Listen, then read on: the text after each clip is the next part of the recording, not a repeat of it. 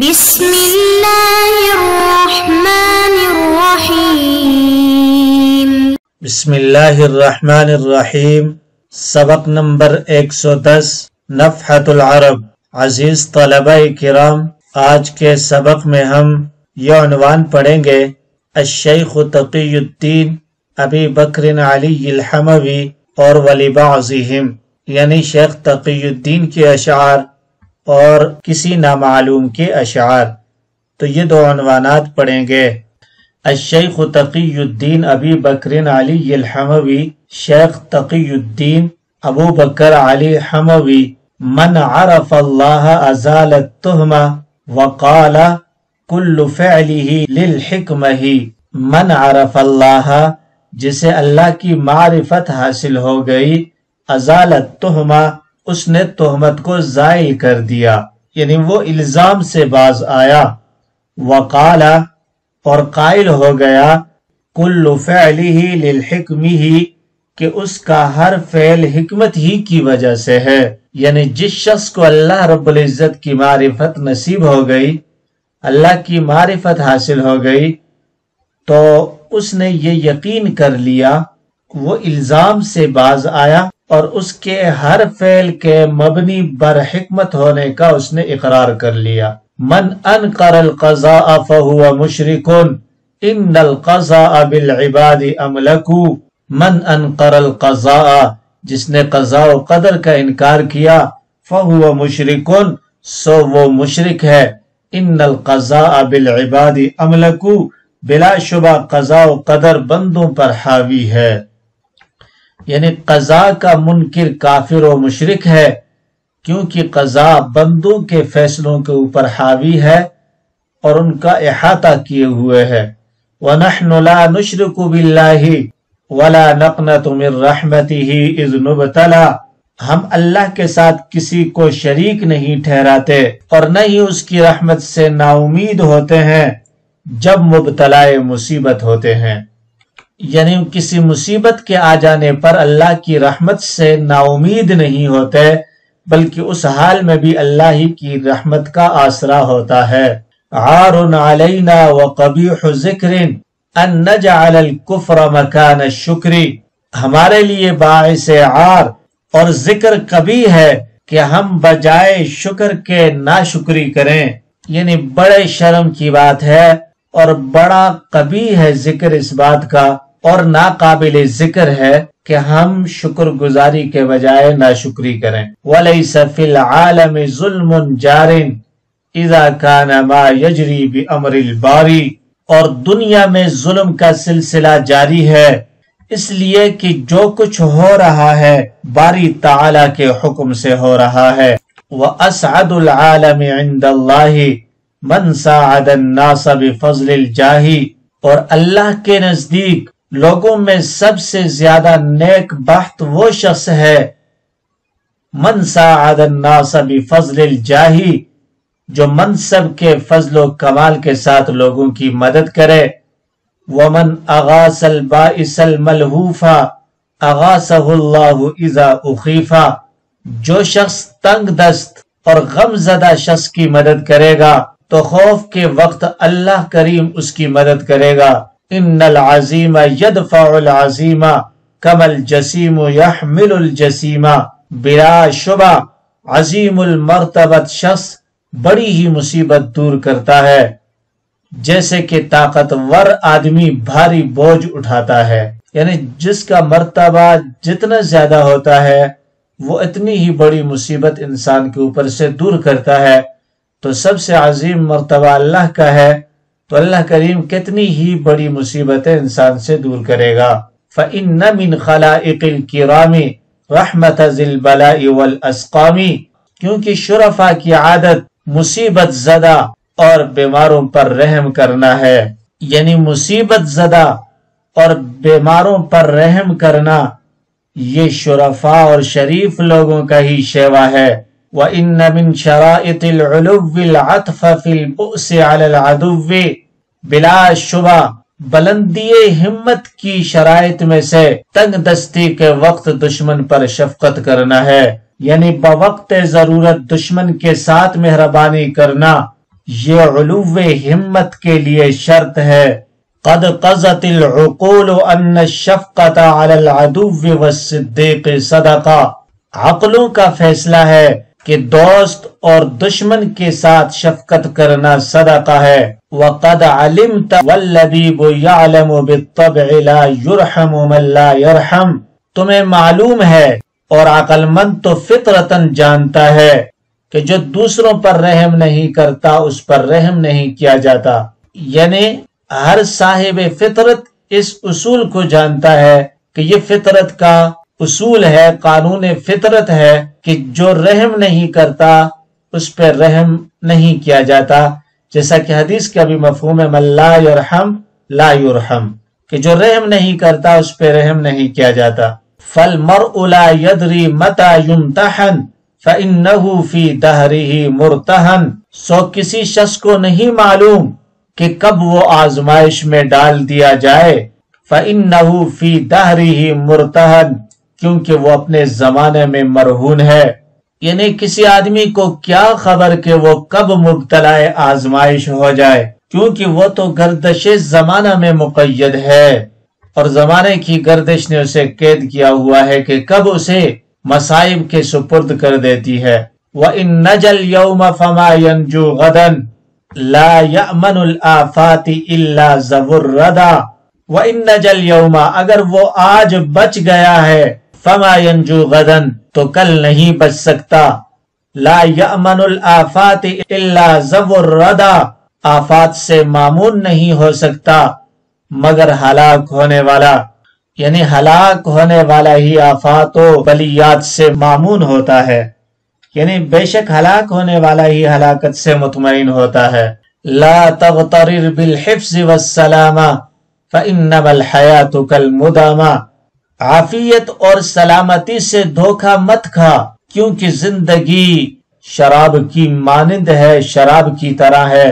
وَإِنَّ مَنْ خَصَّ اللَّئِيمَ بِالنَّدَى وَجَدْتَهُ كَمَنْ يُرَبِّي أَسَدًا، جو شخص کمینے کو سخاوت کے ساتھ خاص کر لے تو تم اس کو ایسا پاؤ گے جیسے وہ شخص جو شیر کی پرورش کرے۔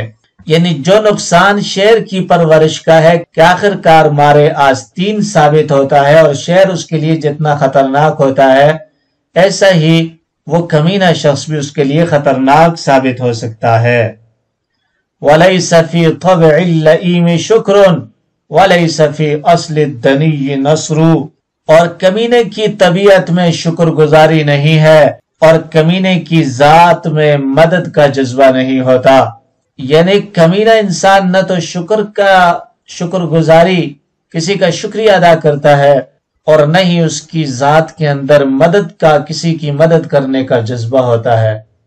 وَإِنَّ مَنْ أَلْزَمَهُ وَكَلَّفَهُ ضِدَّ الَّذِي فِي طَبْعِهِ مَا أَنصَفَهُ، اور جس شخص نے کمینے پر لازم کیا اور اس کو اس کی طبیعت کے برخلاف چیز پر مجبور کیا، مَا أَنصَفَهُ، اس نے اس کے ساتھ ناانصافی کی۔ حل لغات، التہمہ اس کی جمع تہمن آتی ہے الزام۔ نقنتو، قنت یقنت قنوتن، باب سمع یسمع سے نا امید ہونا، ضربہ اور نصر سے بھی استعمال ہوتا ہے، اور اسی طریقے سے باب کرم یکرم سے بھی مستعمل ہے۔ صفت کا صیغہ قانت اور قنوت۔ نبتلا، ابتلا یبتلی ابتلاء، آزمانا، آزمائش میں مبتلا کرنا۔ الکفر ناشکری۔ عارن اس کی جمع اعیارن آتی ہے عیب، ہر وہ قول یا فعل جس سے انسانوں کو شرم آئے۔ الکفرہ ناشکری۔ اسعدہ، اسعد یسعد اسعادا نیک بخت ہونا۔ ساعد یساعد مساعدتا مدد کرنا۔ اغاثہ، اغاث یغیث اغاثتا، اس کا معنی بھی ہے مدد کرنا۔ البائس سخت ضرورت مند۔ ملحوفہ، لہف یلحف لہفا غمگین ہونا، افسوس کرنا۔ ملحوف غمگین جس کا مال ضائع ہو گیا ہو، یا فریاد کرنے والا مظلوم، اسے بھی ملحوف کہا جاتا ہے۔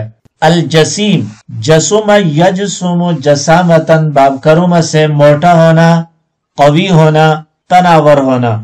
اسقام یہ سب کی جمع ہے، سقم بیماری۔ العطف عطف علی احد یعطف عطفا مہربانی کرنا۔ اللبیب اس کی جمع الباء آتی ہے، عقل مند۔ یمتحن امتحن یمتحن امتحانا آزمائش میں مبتلا کرنا، امتحان لینا۔ مرتہن ارتہن یرتہن ارتہانا رہن رکھوانا، گروی لینا۔ اور بالامر ہو تو کسی معاملے میں مقید ہونا، جیسا کہ یہاں تقیید ہی کے معنی میں ہے۔ نجا ینجو نجاتن نجات پانا، ردا ہلاکت کو کہتے ہیں۔ ردی یردا ردن ہلاک ہونا۔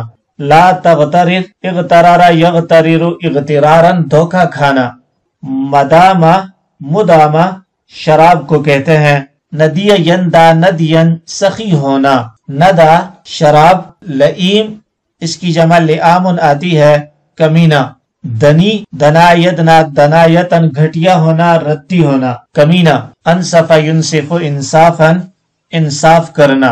وضاحت ان اشعار کے اندر یہ بیان کیا گیا ہے کہ جو شخص اللہ کی معرفت حاصل کر لیتا ہے اسے یہ بھی یقین ہو جاتا ہے کہ اللہ تبارک و تعالی کا کوئی بھی عمل حکمت سے خالی نہیں ہوتا ہے۔ اسی طریقے سے وہ قضاء و قدر پر بھی یقین کر لیتا ہے، اور جس شخص کو قضاء و قدر پر یقین نہ ہو وہ مشرک ہے۔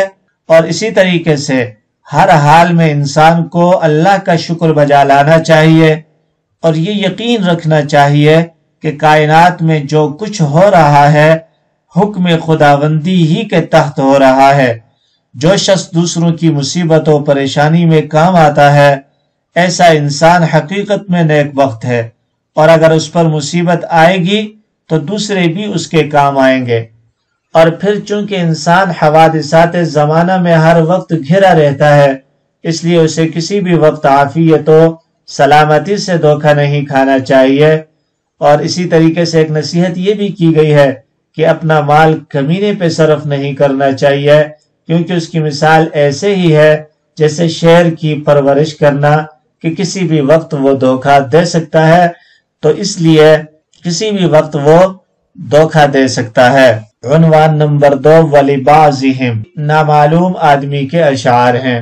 یا رب خذ بیدی ما قد دفعت له فلست منه على ورد ولا صدری۔ یا ربی اے میرے پروردگار، خذ بیدی میری دستگیری فرما، ما قد دفعت له اس مصیبت میں جس کی طرف میں دھکیل دیا گیا ہوں، فلست منه على ورد ولا صدری کیونکہ اس کے دفع کرنے کی میرے پاس کوئی تدبیر نہیں ہے۔ الامر ما انت رائیہ وعاملہ وقد عتبت ولا عتب علی القدر۔ حقیقی بات وہی ہے، ما انت رائیہ وعاملہ جس کا تو دیکھنے اور کرنے والا ہے، وقد عتبت اور میں مبتلا عتاب ہوں، ولا عتب علی القدر اور فیصلہ خداوندی پر کوئی سرزنش نہیں ہے۔ من یکشف السوء الا انت بارئنا ومن یزیل لصف حالت القدر۔ کہ ہمارے خالق تیرے علاوہ برائی کو کون دور کر سکتا ہے اور کون بدتر حالت کو بہتر بنا سکتا ہے۔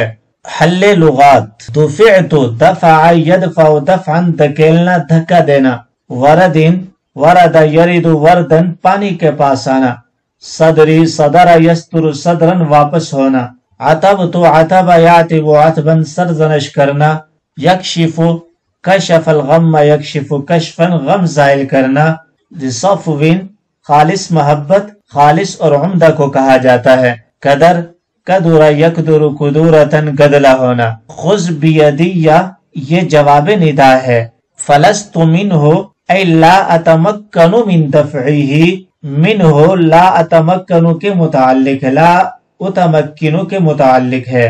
وضاحت یا رب خذ بیدی ان اشعار کا مطلب یہ ہے کہ میرے پروردگار میں جس مصیبت میں بھی مبتلا ہوں اس سے چھٹکارا دلانے والا تو ہی ہے، تیرے فیصلے کے بغیر نجات ناممکن ہے، اور جو بھی مصیبت آتی ہے وہ در حقیقت ہمارے ہی عمل بد کا نتیجہ ہوا کرتی ہے۔